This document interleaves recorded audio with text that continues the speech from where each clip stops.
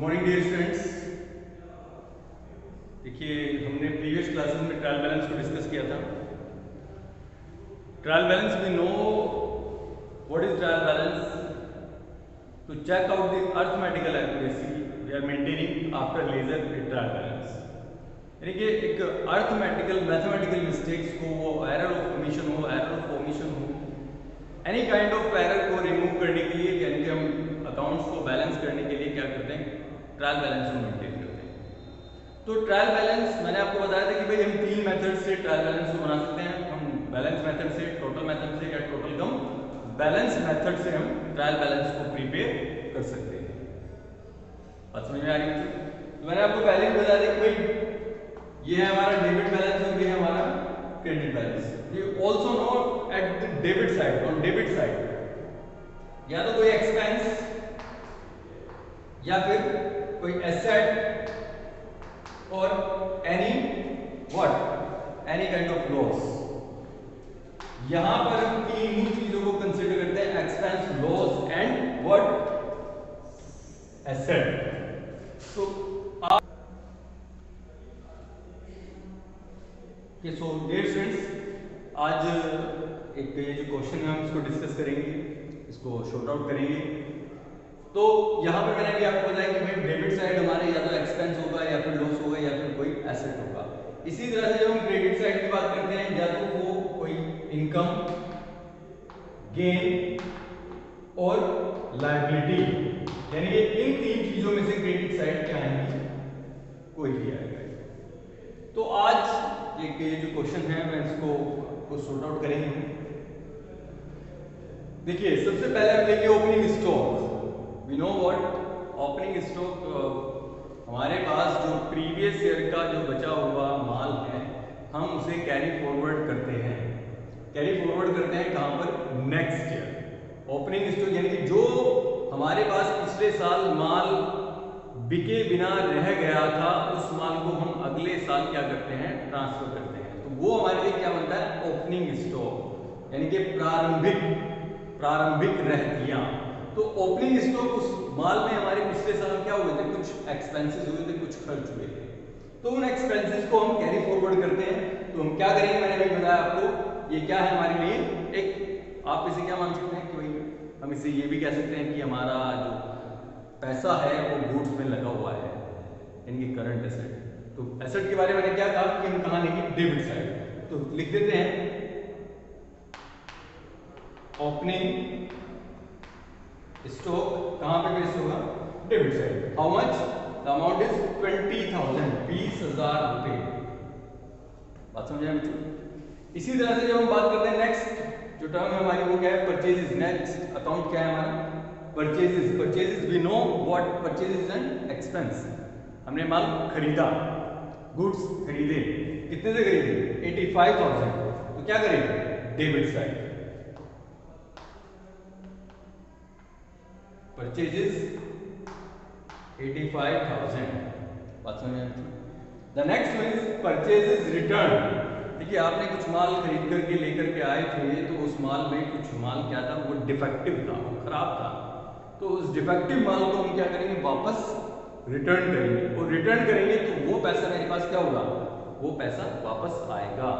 It's an what, it's an gain. तो हम कहां लिखें परचेज रिटर्न को,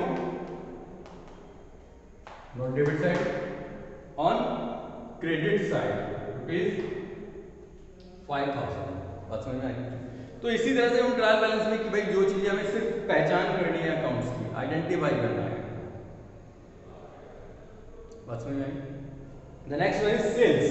सेल्स इज व्हाट, इनकम। कितने का, 1,60,000। लिख दीजिए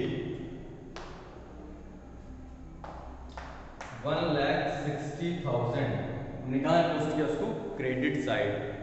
तो देखिए बच्चों, जैसे जैसे हमारे पास अकाउंट्स आते चले जाते हैं, बात करेंगे हम सेल्स रिटर्न की। जब रिटर्न की बात होती है, जब आपने माल खरीदा था और खरीद करके माल वापस, उसमें कुछ डिफेक्टिव था तो आपने वापस किया था, आपके पास पैसे आए थे। इसी तरह से जब आप माल बेचेंगे तो आपका भी कुछ माल, कुछ गुड्स हो सकता है डिफेक्टिव हो, तो आपके पास से क्या होंगे, पैसे जाएंगे। तो हम सेल्स रिटर्न को क्या करेंगे, डेबिट। सेल्स रिटर्न का हम काम लिखेंगे debit side. The amount is what 6200। ठीक है बच्चों। The next one is salaries. आपने अपने एम्प्लॉयज को सैलरी पे की है तो salary is an expense. Salaries how much 5700 लिख दीजिए debit side. The next one is rent, किराया। किराया क्या है? आपने किसी चीज का क्या किराया दिया। अगर यहाँ पे होता है रेंट रिसीव तो वो हमारे लिए क्या हो जाता है? इनकम। लेकिन अब ये क्या है हमारे लिए? एक्सपेंस। लिख दीजिए rent, the amount is what 1200। The next one is advertisement 880। आपने एडवर्टीजमेंट किए यानी कि प्रचार किया तो खर्च हुआ, सीधी सी बात है। लिख दीजिए एडवर्टीजमेंट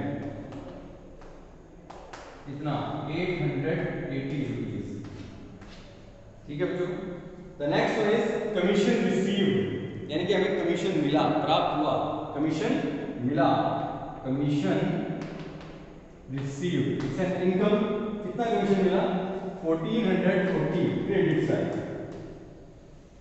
सिर्फ ये देखना है कि भाई हमारे पास क्या आ रहा है, क्या जा रहा है, क्या एसेट है, क्या लायबिलिटी, क्या इनकम है, क्या गेन है, और कौन अकाउंट्स को हम कर देते जाते हैं, पोस्ट करते चले जाते हैं। तो इसी तरह से हमारा क्या बनता है? ट्रायल बैलेंस बनता है। और ट्रायल बैलेंस को बनाने के बाद हम क्या चेकआउट करते हैं? हमें क्या मिलता है? अर्थमेटिकल एक्यूरेसी, यानी कि उसकी जो गणितीय शुद्धता है उसकी क्या हो जाती है? एक इन्वेस्टिगेशन, एक जांच हो जाती है। The next one is discount credit. जब क्रेडिट आ गया इसका मतलब वो क्या है? हमारे लिए इनकम है। Discount credit income. Credit side लिखिए कितना? 710 रुपीज, 710 रुपए। ठीक है बच्चों। The next one is furniture. You know what furniture is an asset. हमारे लिए क्या है? एक संपत्ति है। और एसेट है तो मैंने क्या कहा था? एसेट को कहा कि डेबिट साइड। तो फर्नीचर कितने हैं आपके फर्नीचर? 62,000, 62,000 रुपए क्या है हमारे पास? Furniture. Next one is debtors, ignore. Machinery, देखिए मशीनरी भी हमारी क्या है? एसेट है। लिख लीजिए मशीनरी कितना? 62,000। नो, मशीनरी 60, यहाँ पे हमारा 6,000 है, ये है हमारा 62,000। The next one is debtors. देखिए डेटर्स कौन होते हैं? जिनको आपने उधार माल बेचा है, उनसे हमें क्या होंगे? पैसे रियलाइज होंगे, तो वो भी हमारी क्या है? एक करंट एसेट है। तो डेटर्स को भी हम कहा कि एसेट्स है। How much? 36,000। The next one is creditors। देखिए जिस तरह से हमारे डेटर्स, हमने माल उधार बेचा, हमने भी माल किसी से उधार खरीदा होगा, तो हम क्रेडिटर्स को कहां लिखेंगे? Credit side, because of it's an liability. और कौन सी लायबिलिटी? करंट लायबिलिटी 12,750 रुपए। तो ये ट्रांजैक्शंस, ये अकाउंट्स, इनके हमने क्या किया भाई? एक ट्रायल बैलेंस को बनाया है, उसकी अर्थमेटिकल, उसकी गणितीय शुद्धता को पता करने के लिए कि कहीं पे कोई मिस्टेक तो नहीं है, कोई गलती तो नहीं हो गई हमारे किससे? अकाउंटेंट से। चलिए अभी स्पेस थोड़ा कम रह गया तो यहाँ पे इसको पढ़ लेता हूँ।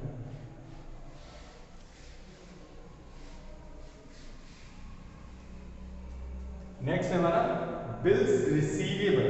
देखिए बच्चों दो चीजें होती है हमारी, एक तो बिल्स पेबल और दूसरा bills receivable. Bills receivable is an asset and bills payable is an liability, current liability and current asset. जब आपने किसी को उधार माल बेचा है कि भाई उसने कहा कि आप मेरे लिए एक बिल लिख दीजिए और 3 महीने के बाद मैं आपको पेमेंट कर दूंगा, तो वो हमारे लिए क्या है? एसेट है। तो हम बिल्स रिसीवेबल को क्या करेंगे? यहाँ पर debit side, assets 4600। The next one is bills payable. So bills payable is also what? Is an current liability. कितना? 2500. ठीक है। The next one is cash in hand. Cash in hand कि cash मेरे पास है, मेरे हाथ में है, तो cash in hand is also what? Asset. लिख दीजिए 11,220।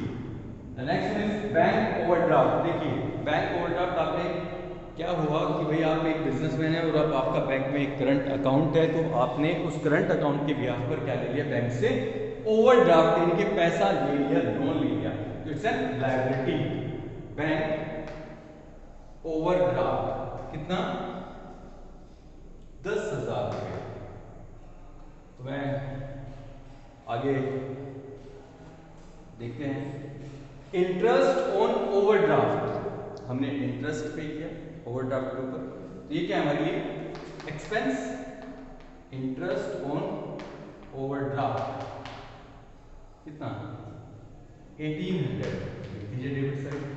अच्छा यार, तो बच्चों हमें यही चीज सीखनी है कि भाई नेचर ऑफ अकाउंट्स कि खर्च क्या है, एसेट क्या है, लायबिलिटी क्या है, तो हम उसके आधार पर क्या बना देते हैं, तलपट तैयार कर देते हैं, ट्रायल बैलेंस तैयार कर देते हैं। The next one is capital. Capital we know, capital is what, पूंजी। पूंजी कौन सी, जो एक बिजनेसमैन ने बिजनेस में इन्वेस्ट किया है। अब देखिए हमने पहले ही पढ़ा था कि भाई बिजनेस और businessman both of them have separate entity, अपनी अलग अलग पहचान रखते हैं, तो सेपरेट एंटिटी रखते हैं। तो कैपिटल जब बिजनेसमैन ने बिजनेस को दे दिया तो उसके लिए वो क्या हो गई, लायबिलिटी। मैं यहां पर लिख देता हूं उसको, कैपिटल कितना, 50,000 रुपये लायबिलिटी। ठीक है बच्चों। The next one is drawings. आपने पैसा विड्रॉ किया पर्सनल यूज के लिए, तो बिजनेस के लिए क्या है, एक्सपेंस। ड्राइंग्स कितना, 7,800। ठीक है बच्चों। The next one input CGST. देखिए इनपुट हमने जब परचेज किया था, at the time of purchase, तो आपने क्या पे किया था, सीजीएसटी पे किया था, एसजीएसटी पे किया था, तो वो हमारे लिए क्या है, इनपुट हमारे लिए एक्सपेंसेस है एंड आउटपुट हमारे लिए इनकम है। तो हम इन दोनों को भी क्या कर देंगे, इनपुट को डेबिट साइड और आउटपुट को क्रेडिट साइड पे कर देंगे। तो यहां से हमारी टैली हो जाएगी और उसका बैलेंस निकल के आ जाएगा। अगर हमारे दोनों बैलेंसेस सेम है, इट मीन्स हमारा जो अकाउंटेंसी, जो अकाउंटिंग है वो ठीक है, हमारे अकाउंटेंट ने सही वर्क किया है।